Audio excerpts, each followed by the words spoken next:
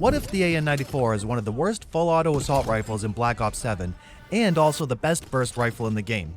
The AN-94 lives and dies by its opening microburst. Land it, and the gun produces some of the better time-to-kill values in the assault rifle category. Miss it, and the weapon falls apart quickly. And with the prestige attachment, the AN-94 can kill in a single 100 millisecond burst. So this is not really one gun guide, this is a tale of two guns. Most people probably first remember the AN-94 from Black Ops 2, but it actually debuted in Call of Duty way back in 2009 in the Nintendo DS game Modern Warfare Mobilized. Since then, it's made no less than 10 appearances across the franchise, and now Black Ops 7 brings it back with the same front-loaded hyperburst identity. This guide is based on the full Gunsmith Guru weapon report, grading the AN-94 across 59 individual scores and tier ratings. The complete report and methodology are linked free in the description below.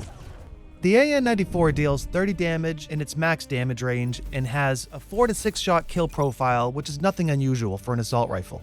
Headshots do almost nothing to improve that without the prestige attachment, which we'll get into later. If you open the advanced stats, you'll see the fire rate for the AN-94 is 638 rounds per minute. For an assault rifle, that's pretty slow, and if that were the whole story, the gun would be pretty easy to write off. The first two shots fire at 1200 RPM, and only after those first two rounds does the gun settle into the slower sustained fire rate.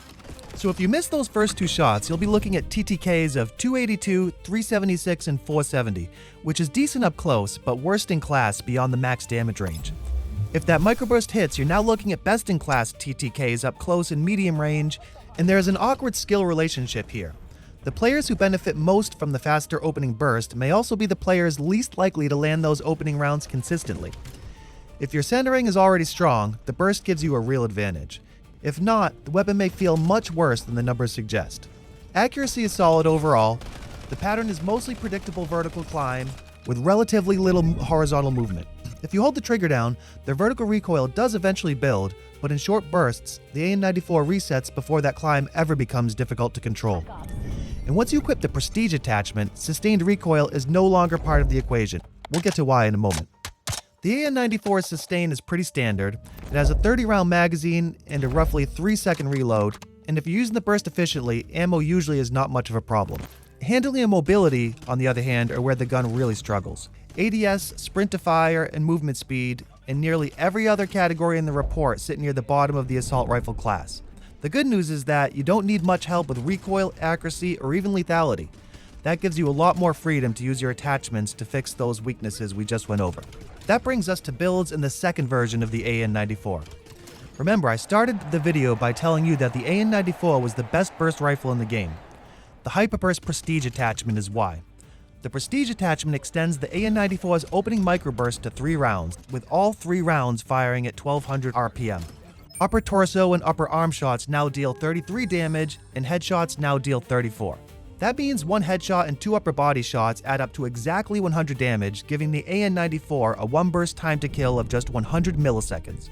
But an incredible 1 burst TTK alone does not make this the best burst rifle in the game. Burst weapons are usually balanced by what happens when that first burst fails to kill. Land the perfect burst and the TTK is ridiculous.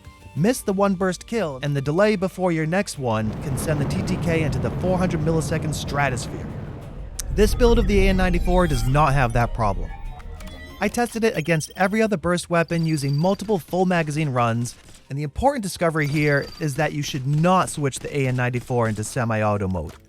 Leave it in full auto and manually tap the trigger to keep producing 3-round bursts.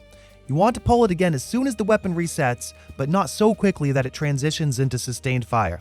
There is a small reset window, but once you learn the timing, the AN-94 repeats its burst substantially faster than any burst rifle in BO7. More importantly, failing to get the 1 burst kill does not ruin the gunfight.